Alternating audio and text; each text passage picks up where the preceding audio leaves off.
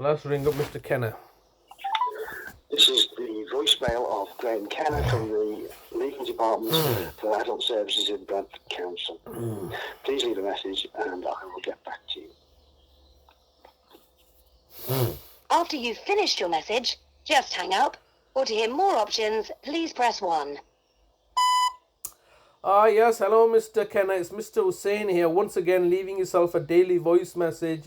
Today, I think I've been leaving your voice messages since the 10th of October. Today is the 5th of November, and the time is around about, I believe, coming to nearly 11:30. And once again, I'm leaving yourself a voice message asking you to engage with me and let me know where my brother is, rather than acting pusillanimously and cowardice and hiding behind the corporate veil and hiding behind your positions of authority and power and stating that, oh no, we're doing everything legally now, we're doing everything through the courts now. You're not doing anything. All you're really doing is you're buying off the judges, as I have been screaming at this since I believe since September at least. When I was liaising with Annie Bateson, I have that recorded where in October 2018, after you had incarcerated my brother, I was quite clearly telling you then you'll have to buy off a whole lot more judges before you resolve the situation. You see how I was able to predict what was going to happen all the way back in October 2018. I said you're going to have to buy off a whole lot more judges in order to resolve the situation. And then subsequently, that's exactly what you did. In December 2018, you instigated, unlawfully removed my lasting power of attorneys and looked to take court of protection action, and there was a numerous amount of judges in that case, all the way elevating to the High Court, where Mr. Justice Cohen and Mr. Justice Cobb have now been inculcated, which is in this enterprise, and resulted evidently, from my understanding, of how you have just bought off everybody. And it's just so surprising to me that there's nobody out there that you can't buy off.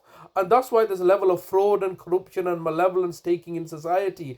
But rest assured, from time immemorial, liars never succeed in the end. Cheaters and fraudsters never succeed in the end. You are a liar. You are cheaters. You are fraudsters. You, the local authority, have a duty of care which you're failing in a rising population at a time of a cost of living crisis, as a result of many of the factors, as a staffing shortage, your level of incompetences. You are the failures here. You are not able to do your jobs properly. All I'm trying to do is highlight your failures, and what you're trying to do is you're trying to say, oh yeah, well, we'll see, we'll put restraints and restrictions on you and see how you like it, leave you in a situation where you're not able to execute your duty of care properly. Well, fair enough, you've tried that. I'm still here. I'm still stronger than ever. You've taken away all my money. You've colluded with the Department of Work and Pensions last year to remove my benefit payments. You've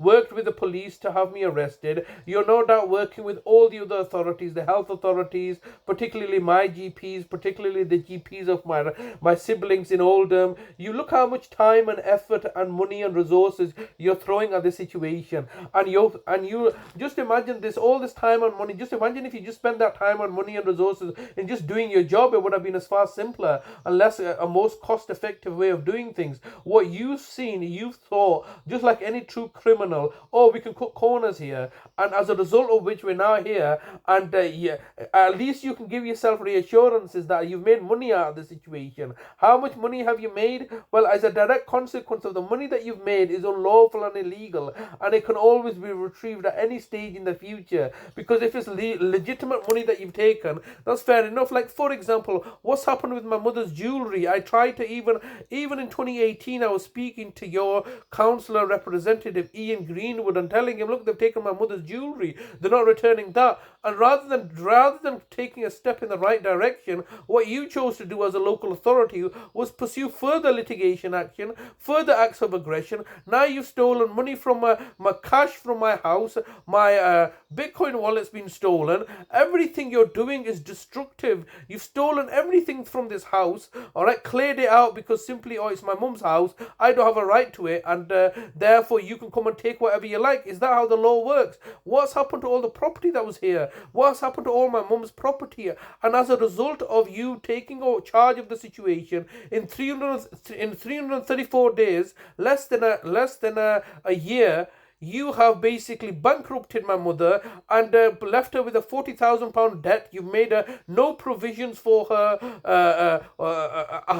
after the death. I have been paying for her for funeral costs. You didn't have to pay anything. I made all those provisions myself. You just want to come on, you just want to see a situation and an enterprise, and that's profitable, that people have dedicated their life to, and you just want to, as an authority, just come in, kick in the doors, and take charge of the situation. And therefore say that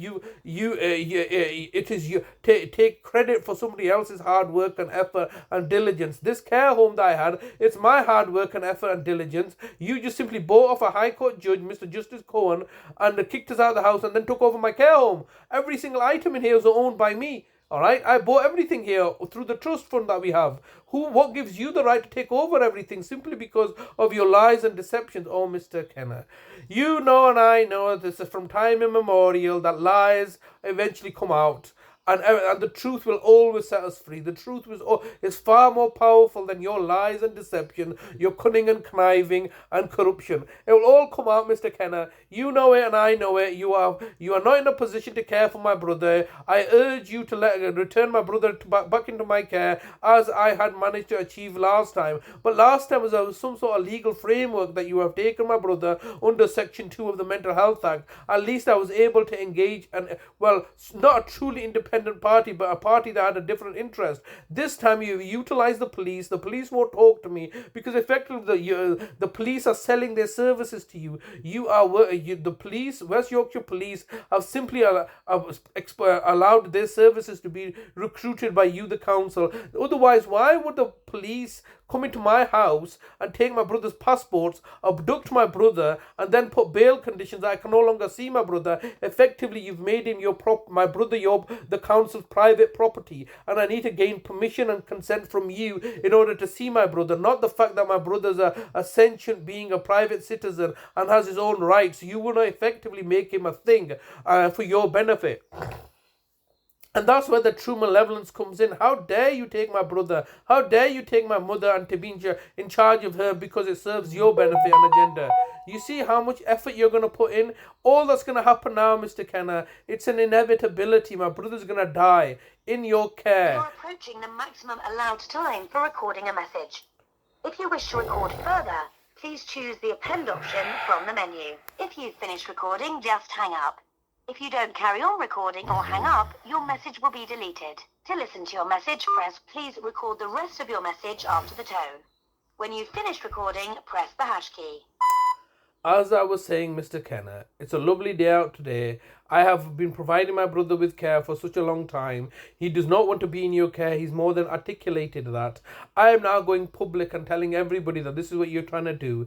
You return my brother to me. You do not have a right over him. He's not your private property. You're not saving any costs. All you're doing is deluding yourself, believing that you're saving costs when you're not really. In reality, what you're doing is committing fraud and deception, and buying off the judges will not help you. In this situation, under these circumstances, you can buy off all the judges that you want. Your situation is not going to be helped. The best way you can help this situation for yourselves is have my brother return to me and have an open dialogue with me, rather than acting pusillanimously, hiding behind the corporate veil, refusing to engage with me. You've reached the maximum time available for recording your message. To listen to your message, press 1.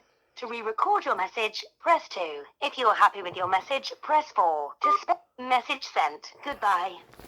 So all they're going to do now as a solicitor is hide behind the corporate veil, refuse to engage with me, make my brother their private property, do with him as they please, because he's got mental health problems, or because he lacks capacity. He does not have he's got mental health problems.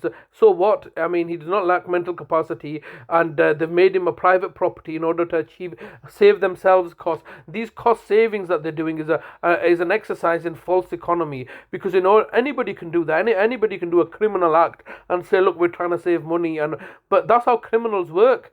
The reality is that you have to, the challenge is to do things within the law, lawfully and legally, all right, by not doing fraud and corruption and not being dishonest. That's the true challenge, to make a living, not just abuse your power and authority in order to gain an advantage. Just simply ridiculous. But what is one to do but be patient and persevere against this barrage